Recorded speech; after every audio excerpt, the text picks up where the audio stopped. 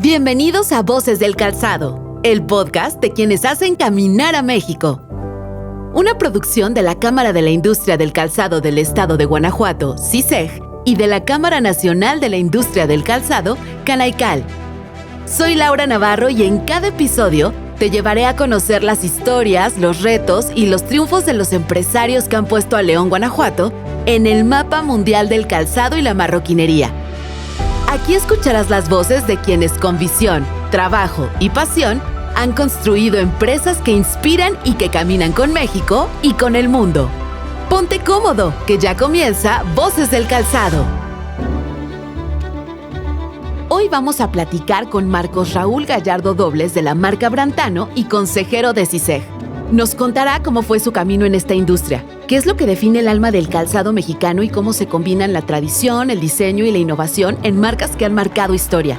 Además, hablaremos de esas historias que vale la pena recordar, de los aprendizajes que siguen vigentes para las nuevas generaciones y de cómo su hija Marifa está abriendo paso como parte del futuro de la marca. ¡Acompáñanos! Amigos, bienvenidos a un capítulo más de Voces del Calzado. El día de hoy vamos a platicar con uno de los gigantes del calzado en México, y es que cuando hablamos de Brantano hablamos de carácter, de calidad, de diseño y por supuesto de una historia que trasciende. Raúl Gallardo, ¿cómo estás? Bienvenido, gracias por acompañarnos. Gracias, Laura, buenos días, muchas gracias. Es un honor que me hayan invitado, muchas gracias por tenerme aquí y por poder expresarles un poco de mi trayectoria como empresario, como industrial, desde mis orígenes como microindustrial. La verdad es que creo que esta charla va a ser muy enriquecedora porque seguro tienes muchísimo que contarnos, no solamente del nacimiento de Brantano, sino en general de la industria, como se ha ido desarrollando en el estado de Guanajuato. Cuéntame, por favor, o cuéntanos a todos cómo nace Brantano. Mira, Brantano nace cuando dos estudiantes de ingeniería industrial deciden empezar a emprender, siendo estudiantes de la carrera de ingeniería industrial en el TEC de Monterrey. Tomamos la decisión que teníamos que empezar a buscar una forma de obtener un poco de dinero, ¿no? Y entonces empezamos a vender materiales en unas vacaciones. ¿Materiales para la industria del calzado? Materiales para la industria del calzado, sí.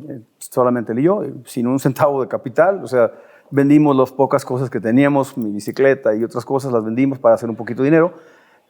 Intentamos empezar a tener un crédito. Imposible que unos jóvenes de 18 años puedan tener un crédito y más que falles al banco y te vayan a dar una cuenta de cheques. Entonces Fuimos al banco y nos dijeron, sí, pero no les podemos dar una cuenta de cheques. Entonces mi papá tuvo que ir con nosotros a firmar cómo van, nos dan una chequera, mal por ellos, pero nos dieron una chequera. No fue nuestra culpa. No fue nuestra culpa y empezamos a vender materiales dando cheques posfechados. Entonces eso pues, nos permite el tener la necesidad de acelerar rápidamente las ventas porque teníamos una fecha de compromiso que cumplir y eso nos empieza a enseñar un poquito la carrera de decir, ok, tengo un compromiso, tengo que trabajar muy rápido y tengo que hacer esto que sea rentable. No ser rentable ese negocito, esos 2 meses que trabajamos, y después dijimos, bueno, ¿y por qué no ponemos una pequeña empresa de calzado? Finalmente viene de tradiciones desde mi abuelo, de que era zapatero, y vamos a empezar a producir. Y empezamos como microempresarios, produciendo muy poco, con 2 empleados solamente, y a la vez que estudiábamos la carrera, estábamos también trabajando en nuestro pequeño negocio, ¿no? Fabricábamos, me acuerdo muy bien, 36 pares a la semana. Entonces, 36 pares. Sí, 36 pares y muy mal hechos, por cierto, porque además los colores que pensábamos que eran, no eran. Hacíamos un zapato color vino y salía color uva, y el color café salía chedrón, y etcétera. Pero como mi papá era un genio en las ventas, pues mi papá vendía todo lo que le diéramos. Okay. Entonces nos ayudaba a seguir continuando, ¿no? Y en esas épocas, te estoy hablando de 1981, cuando nace esta iniciativa de emprender, pues quebramos 3 veces. Porque era lógico que... ¿Qué fue lo que les hizo quebrar? O sea, pues, hoy que ya lo ves desde afuera, pues con toda la experiencia. Es muy fácil. Estábamos estudiando y al mismo tiempo estábamos creyendo que atendíamos el pequeño negocio. Pero la verdad es que no, porque en la mañana cuando salíamos a estudiar al TEC, pues los empleados lo que nos hacían menos era trabajar. Se ponían a escuchar el radio y todas otras cosas, pues no funcionaba. Ya regresábamos y las cosas no salían. Bueno, pues quebramos 1 vez y 2 veces y 3 veces. Entró siempre mi papá a rescatarnos, a ayudarnos otra vez. Síganle, vamos otra vez. Y seguimos intentándolo hasta que empezamos a entender un poquito lo que no estábamos haciendo bien. Entonces hicimos un drop-off en la universidad un momento para decir, ok, o esto o esto. Y como dicen que elegir es tomar una decisión, y pues hicimos la decisión de dejar la universidad por un momento, ponernos a trabajar, dedicarnos a eso y empezar a funcionar, ¿no? Y así es como nace la empresa. dejamos ya obviamente los materiales y así es como empiezan a hacer la empresa y empieza a crecer y a crecer. Y luego decidimos regresar otra vez a estudiar porque teníamos que seguir preparándonos. Y entonces empezamos a estudiar algunas materias de la maestría, incluso sin valor curricular, porque no habíamos terminado nuestra carrera, pero finalmente lo que nos interesaba era aprender. ¿Qué estudiaron ustedes? Ingeniería industrial, pero no concluimos. Entonces, a mí muchas de las materias, al estudiar ingeniería los primeros semestres que estudiamos, que fueron casi 5 semestres, me gustaron muchísimo. Y dije, bueno, ¿por qué me tengo que enfocar en física, termodinámica y otras materias que realmente lo que me interesa a mí, lo que me encanta y lo que me apasiona fue mercadotecnia, la parte comercial, la parte de comercio exterior. ¿Siempre supiste que te querías dedicar al calzado? No, de hecho yo soy un médico fracasado porque yo estudié para ser médico. Yo quería ser médico, apliqué a la escuela de medicina y cuando iba a entrar me dijeron, sí, todo muy bien, sus exámenes están muy bien, pero usted no tiene vocación. Y fue terrible para mí porque dijeron, no tiene la vocación. Entonces de ahí cambio drásticamente a estudiar ingeniería industrial, que no tenía nada que ver. Yo me estaba pero perdido en el espacio porque nada que ver con termodinámica y todas esas cosas, pues no era lo que yo había estudiado. Yo he estudiado ciencias biológicas y humanidades, ¿no? Entonces empiezo la carrera y empiezo a darme cuenta que de verdad mi vocación era otra, que mi vocación era buscar la comercialización, porque yo comercializaba desde que era pequeño. Desde que estaba en la primaria yo estaba comercializando cosas en la escuela con mis amigos y entonces como que traía esa parte de vendedor nata. Ya era natural. Por parte de mi papá, que fue un excelente vendedor, ¿no? ¿Tu papá te llegó a coachar en ese tema de la venta? A lo mejor no de manera directa, pero sí indirecta, que tú ahora digas, claro, mi papá desde antes ya estaba viendo en mí esa semillita de que yo podía ser bueno en el negocio. Porque yo, como mi papá tenía una tienda de calzado ahí en el centro, yo trabajaba con él. Y yo coyoteaba, lo que se llamaba coyotear. Te salías a los aparadores y veías los clientes que estaban ahí comprando. Entonces les decías, oiga, aquí está mi tarjeta, mire, yo tengo eso que está ahí, pero más barato. Y entonces me traían los clientes y me daban la comisión. La verdad es que no me pagaban la comisión completa, fue lo que no me gustaba, ¿no? Porque a veces compraban mucho. Pero desde ahí me empezó a nacer la parte comercial, la parte de vender. Te digo que cuando yo ya tenía los 18 años, me era muy difícil vender. No sabía vender. Entonces necesitaba siempre que mi papá me estuviera llevando o ayudándome a dar la cara, porque no iban a recibir a un chavo de 18 años que venía a vender cosas, ¿no? Entonces él daba la cara y luego ya funcionaba yo. Y cada vez que yo iba a hacer algún proyecto, decía, no, es que esto es un negocio de mi papá, pero así y así. Bueno, si es de tu papá, entonces sí hay confianza. Si no, pues un chavo de 18 años, pues la verdad no, ¿verdad? Entonces así es como empiezan a hacer la empresa, a base de resiliencia, de trabajo, de insistencia, de fracasos y de no dar por vencidos por la adversidad jamás. Es como nace y es como se empieza a formar la visión y la misión de la empresa, siempre con el objetivo de ser mejores y de hacer las cosas bien. ¿Y cómo le han hecho para a lo largo de los años, Raúl, justo con esto que decíamos de la tradición, ¿no? de la marca específica, ¿no? Del diseño de Brantano, para evolucionar y para seguir creciendo, para estar en otros mercados, porque no nada más se vende en México? Claro. Yo, me atrevo a decir que en el 80-90% de los centros comerciales a los que voy está Brantano, ya con una estética muy específica, y han evolucionado también en sus colecciones, en tema de innovación, de uso de nuevos materiales. ¿Cuál ha sido el secreto para dar ese brinco, pero sin perder esa línea de esto nos identifica como Brantano? Fíjate que es muy curioso porque la misma necesidad de siempre estar buscando algo más y de no darte por vencido. Como dicen, hay gente que es difícil de vencer, pero el problema es que no se dan por vencidos, como dice Babe Ruth. Nosotros somos uno de ellos. Entonces, a través de este tiempo se presentan diferentes situaciones que nos hacen comprender que si seguíamos en el mercado nacional de la forma como seguíamos, vendiéndole en ese momento al canal de distribución único que existía, que era muy fácil, no teníamos futuro, porque el vender por precio pues no era una cosa que siempre iba a funcionar. Siempre iba a haber alguien más barato que tú. Y cuando empezamos a ver eso, decidimos, en el 1985 exactamente me acuerdo, tiene que haber algo más que esto, porque no podemos innovar porque carecemos de mucha información, de mucha proveeduría que puede estar a la moda de lo que existe en el mundo, ¿no? Entonces decidimos irnos a Italia sin tener conocimiento nunca, sin haber ido nunca a Europa. Y nos fuimos supuestamente por una semana, sin saber nada, llegamos a un aeropuerto. Nos fuimos en temporada de invierno, no llevábamos ropa de invierno, obviamente tampoco. Y no son los inviernos de México. Bueno, entonces llegamos al aeropuerto Y cuando llegamos al aeropuerto nos dijeron, los que iban con nosotros, que eran precisamente venían a presentar en Ampic, que eran los vendedores de maquinaria, nos dijeron, ¿y sus abrigos? No, pues que no trajimos. ¿Y los zapatos para la nieve? No, pues tampoco traemos. ¿Y qué van a hacer? Pues aquí venimos a ver qué vamos a encontrar, ¿no? Entonces preguntaron, ¿y a dónde van? Pues no sé. ¿Qué me recomiendan? Pues váyanse a Villébano. Ah, pues vamos a Villébano. Entonces pensamos que íbamos a salir y íbamos a tomar un metro o algo así. No, taxi hasta Villébano. Llegamos a Villébano y en ese momento había solamente 2 hoteles. El malo y el peor, ¿no? Y entonces dijimos, bueno, ya llegamos. Tampoco crees que íbamos muy sobrados de dinero, tampoco, Además, pues ya llegamos aquí, ahora que venimos a descubrir el mundo, ¿no? Total que estuvimos en ese hotel y empezamos a conocer gente. Y obviamente lo primero que hicimos fue salir a comprar unos zapatos ahí en un tianguis y un abrigo, ¿no? Ya cuando empezamos a conocer gente, obviamente no hablábamos italiano, tuvimos que aprender, estuvimos más de un mes.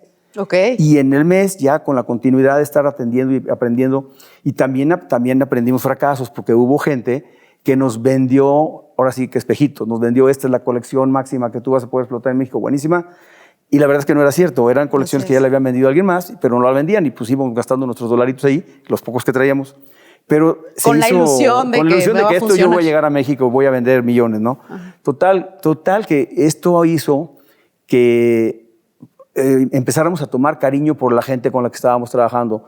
Los proveedores, los modelistas nos empezaron a tomar un cariño muy especial más allá del negocio, nos invitaban a sus casas y se empezó a hacer una relación muy padre, una alianza muy padre, que desde esa fecha no hemos dejado de viajar a Italia jamás. Wow. Y en ese mes lo que dijimos es, primero, tenemos que entender que hay que aprender el idioma. Y bueno, pues a estudiar. En el día y noche estudiábamos el idioma ya para poder hablarlo. Y pues al mes ya hablábamos italiano. Si tú quieres, no conjugábamos bien, ni la gramática, ni lo escribíamos, pero por lo menos lo hablábamos, expresábamos. Y fue muy bueno. Al final del viaje veníamos ya cargando toda la cantidad de cosas que te puedas imaginar. Llegamos al aeropuerto, ya no traíamos dinero. Y nos dicen, ya queremos regresarnos, aquí están mis maletas. Y nos dicen, tienen sobrepeso. Y tienen que pagar no sé cuánto. Le dije, no, pues no traemos nada. No, pues ¿cómo nos regresamos? Pues no. Entonces a la chava como que le dio penita decir, híjole, pobres cuates, ¿no? Bueno, pues nos dejaron regresar a México. Regresamos a México con una mentalidad totalmente diferente. Y entonces empezamos a aplicar mucho de lo que trajimos nos sirvió, pero lo poco que funcionó empezó a funcionar bien. Pero nos encontramos con un gran problema. No podíamos conseguir todas las suelas y los accesorios que habíamos visto. Otra vez estábamos limitados aquí por la proveeduría. Y entonces empezamos a tomar la decisión de buscar cómo podríamos aplicar lo que teníamos ya de conocimiento, pero a través de la proveeduría. Y la única forma fue empezar a importar. Eso fue un detonante muy grande para poder evolucionar la empresa, porque empezamos a vender cosas que nadie tenía. Reinvención totalmente de la estrategia que ya tenías. Total. Nuevos productos, nuevas formas, mucho más arriesgados, con nuevos accesorios que ni siquiera habían en el mercado. Y eso nos potenció muchísimo la venta. Y también tomamos un cliente muy grande que al estar viendo el negocio que tenía, pues nos decía, ¿sabes qué? Es que el negocio de ustedes me es más rentable que incluso que el calzado de mujer. Nos dedicamos a puro calzado de hombre. Porque yo a ustedes les pago a 30 días, pero yo todo lo que ustedes me venden, yo lo vendo en 15. Entonces es un muy buen negocio y además no tengo tantas devoluciones por temas de moda, etcétera, ¿no? Entonces fue un gran acierto hacer eso y arriesgarnos totalmente. Y de ahí empieza la evolución de la marca, a decir, ¿sabes qué? Por ahí es el camino. No debemos dejar de innovar, no debemos dejar de diferenciarnos y siempre tenemos que tener en cuenta la mejora continua en todo lo que hagamos. Y lo más importante, que tenemos que trabajar para el cliente. Sí. O sea, el cliente es nuestro jefe. Y así lo tenemos en nuestra misión. Y me gustó mucho lo que dijiste también hace rato y no pensar solo en el costo, ¿no?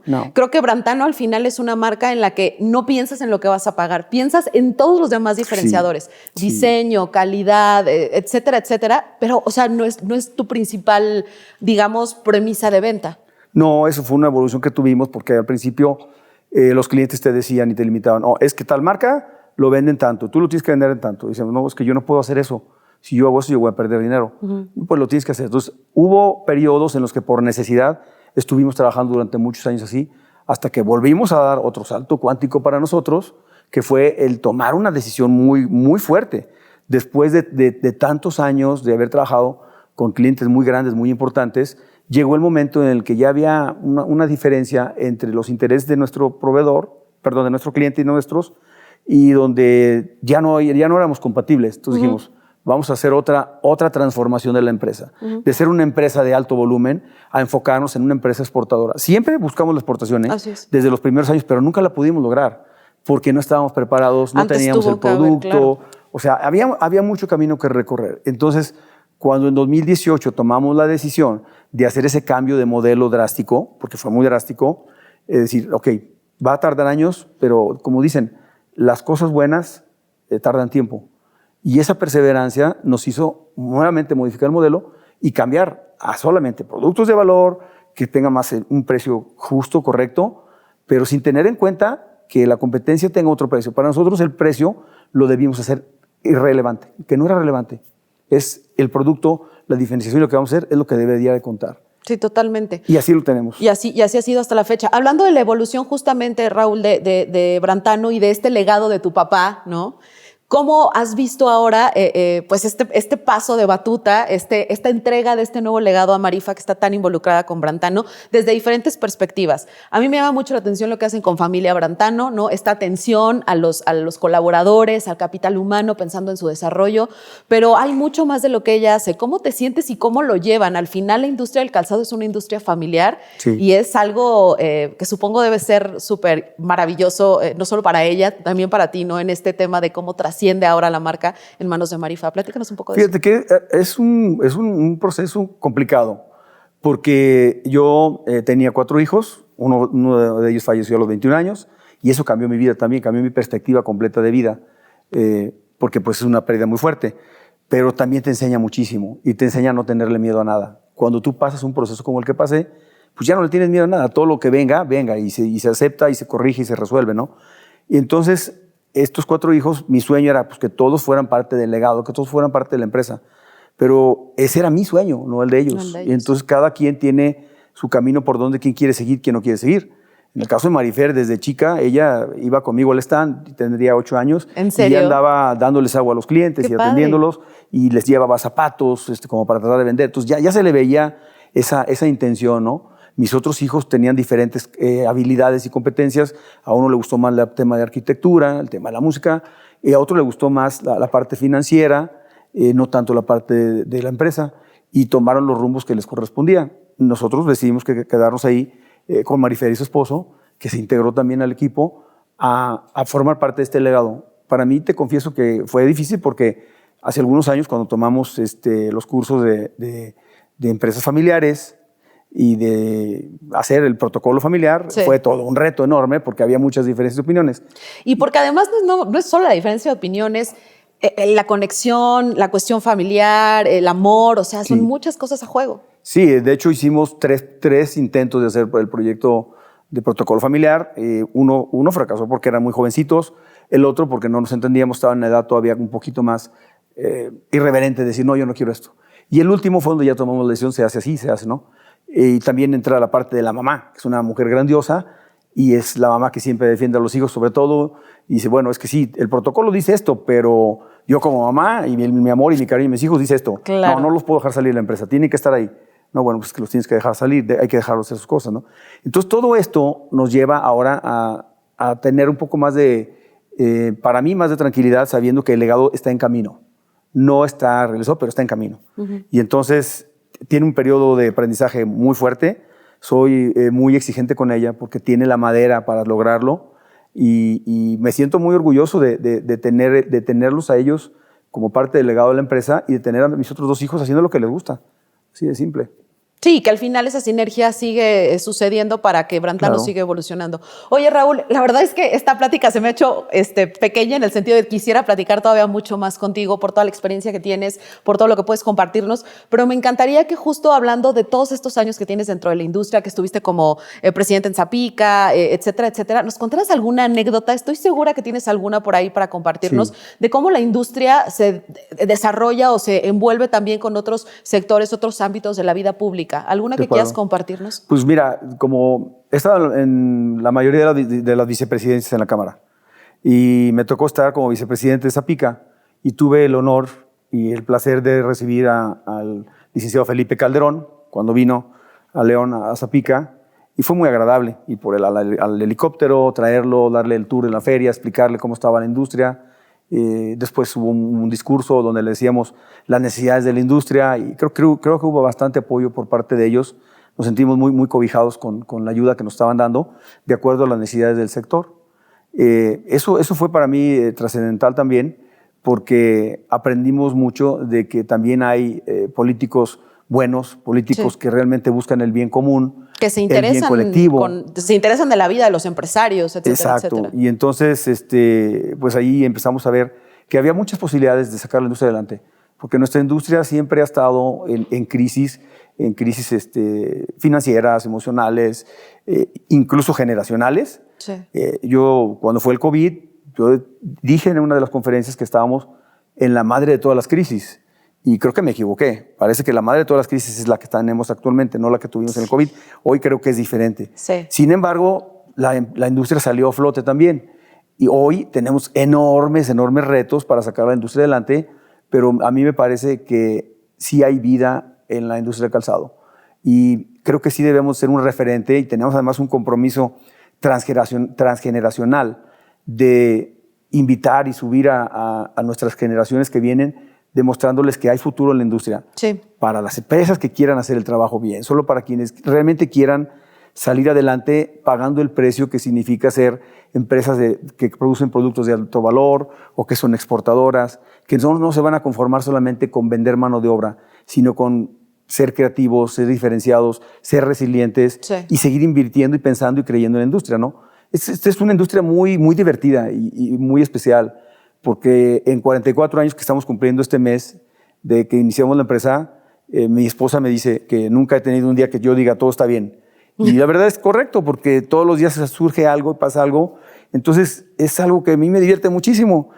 Te obliga a reinventarte. Me obliga todos los días a reinventarme, me presenta desafíos, retos enormes y eso me hace crecer más y me ayuda más como persona, como ser humano, porque tengo un gran equipo de gente que les estás, todo el día le estás hablando de la mejora, de la calidad. O sea, siempre estamos subiendo la barra para decir, ok, esto está bien, pero esto no es suficiente. Vamos hacia arriba, ¿no?